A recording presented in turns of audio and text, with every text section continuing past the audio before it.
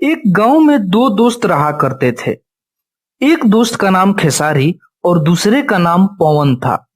दोनों में काफी गहरी मित्रता थी। वे दोनों भाई एक दूसरे का बहुत ज्यादा ख्याल रखते थे। ऐसे ही दिन गुजरता गया। दोनों की दोस्ती और भी गहरी होती गई।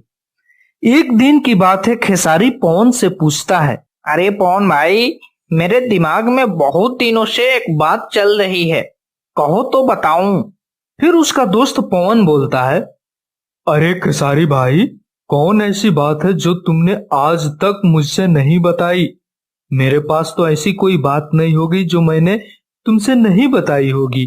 पवन की ये बात सुनकर खेसारी बोलता है, अरे पवन भाई, ऐसी कोई बात नहीं है। मैंने भी सभी बातें तुमसे बताई है, लेकिन ये ऐसी बात है जो मैंने आज तक तुमसे नहीं बताई है। फिर पवन बोलता है, अच्छा ठीक है भाई, ठीक है, कौन सी बात है, बताओ जरा। पवन की ऐसी बात सुनकर खेसारी अपना बात बताने लगता है और बोलता है, पवन भाई, मैं सोच रहा हूँ कि हम लोग ऐसे ही घूमते रहते हैं, अपना टाइम बर्बाद करते रहते हैं, लेकिन मैं सोच रहा हूँ कि क्यों ना हम लोग कोई काम करें जिससे हम लोग कुछ पैसे कमा सकें। खेसारी की ये बात सुनकर पवन को ऐसा लगा कि हाँ, खेसारी कुछ सही बोल रहा है। अगर हम लोग काम करेंगे तो कुछ पैसे कमाएंगे और हम लोग अपने परिवार का भी देखभाल अच्छे से कर पाएंगे। ऐसी बात सोचकर और पवन अपने दोस्त खेसारी के बात से सहमत हो गया और बोला, अरे भाई खेसारी, तुम बिल्कुल सही बोल रहे हो। चलो हम लोग कल से कोई काम करते हैं।